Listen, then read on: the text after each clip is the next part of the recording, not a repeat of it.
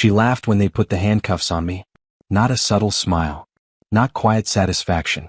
A real laugh, head tilted back, hand on her new husband's arm. The kind of laugh that fills a courtroom and makes bailiffs exchange glances. "Rot in prison," she said. Loud enough for the gallery to hear.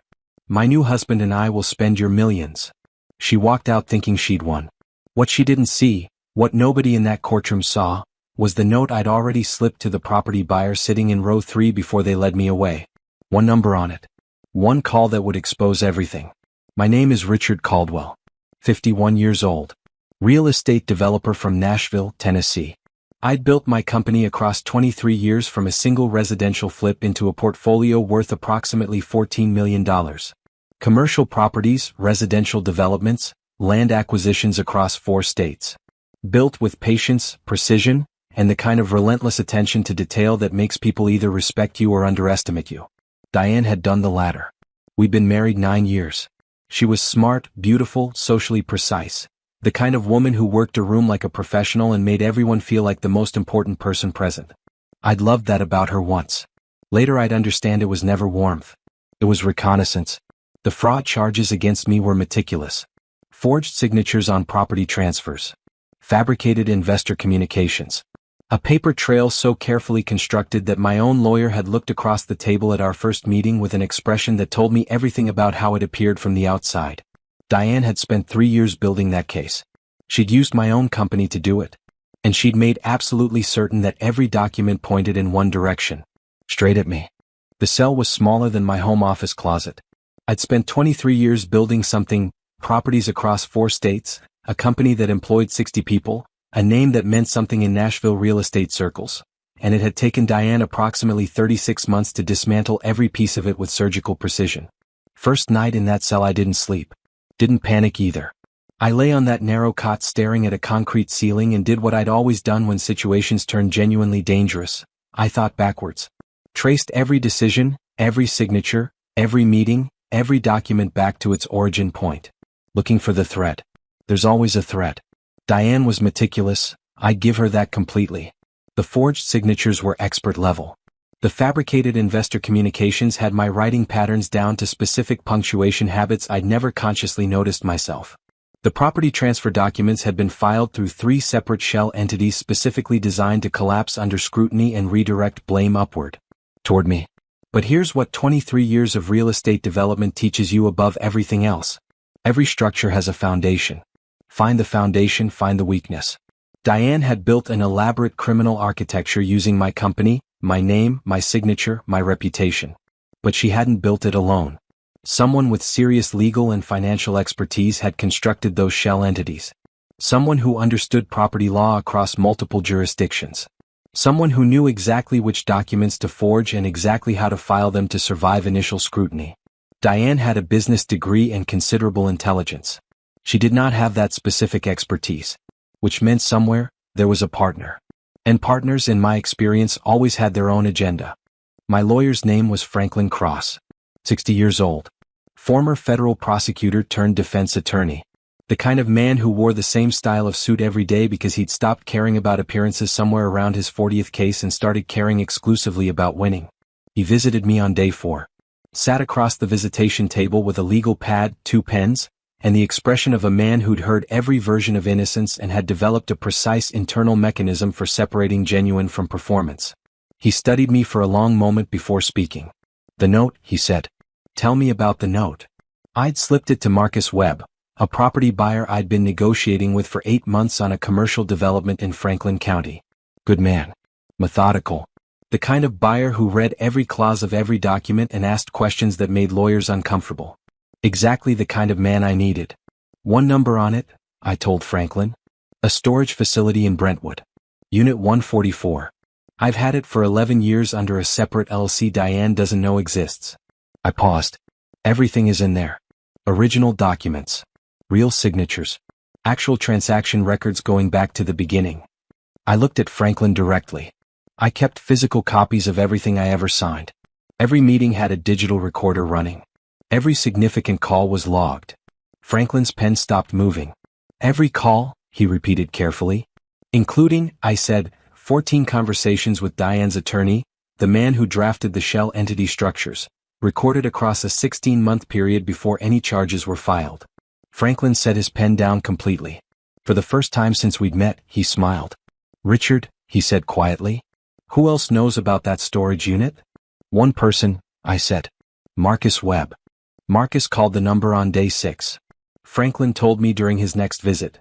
Leaned across that visitation table with controlled energy, the specific barely contained momentum of a man who just watched a case turn completely on its axis. "He went to the unit," Franklin said. "Everything is there exactly as you described." He opened his legal pad. "Richard, I need to ask you something and I need complete honesty. The recordings. How many total?" 47 across 16 months.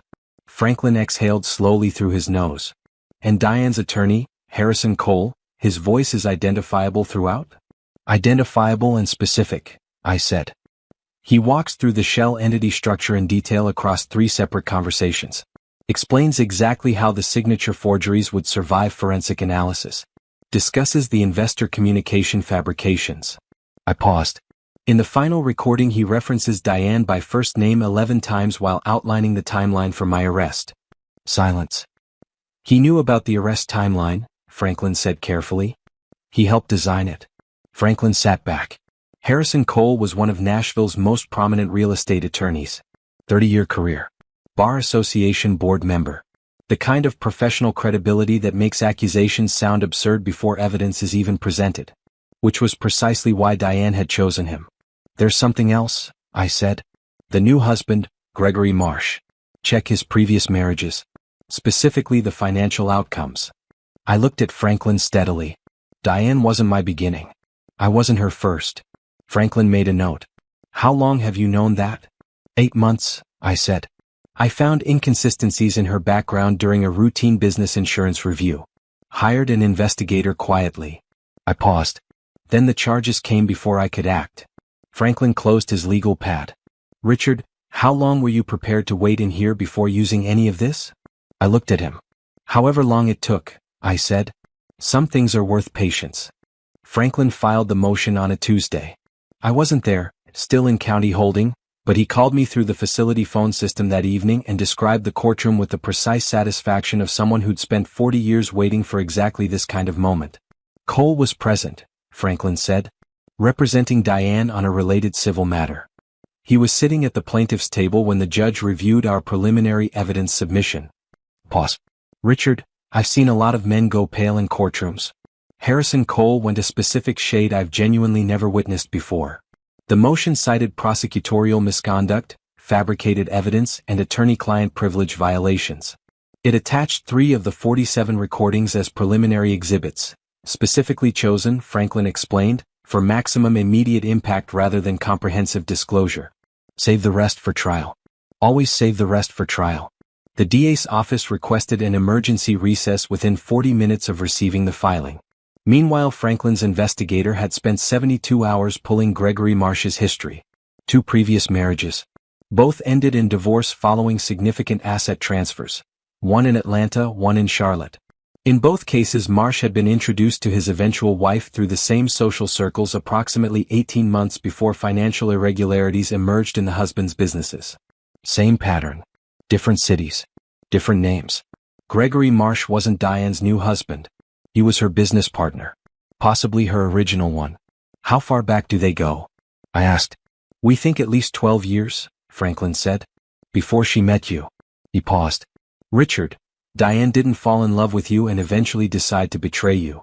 I already knew what was coming. She identified you," I said quietly. "And then she introduced herself." "At the Morrison Group Charity Gala," Franklin confirmed. "October 2015. We pulled the guest list. Marsh attended the same event." I thought about that evening. Diane in a red dress.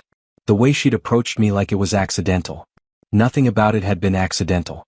Harrison Cole flipped on day 9. Franklin called it the fastest he'd ever seen a 30-year legal career dissolve. 4 hours of federal questioning and Cole had handed over everything. Emails. Financial records.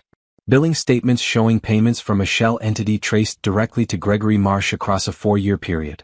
Cole hadn't been Diane's attorney. He'd been Marsh's asset from the beginning. The federal prosecutor assigned to the misconduct investigation was a woman named Sandra Price, 43 years old. The specific kind of relentless that made defense attorneys lose sleep. She called Franklin the morning after Cole's cooperation agreement was signed. She wants to know, Franklin told me, how many recordings exist total. 47, I said. She'd like all of them. She can have them the moment my charges are formally dropped. Franklin delivered that message. Sandra Price apparently smiled. He described it as the smile of someone who'd just been handed considerably more than they'd expected, and began drafting the paperwork immediately.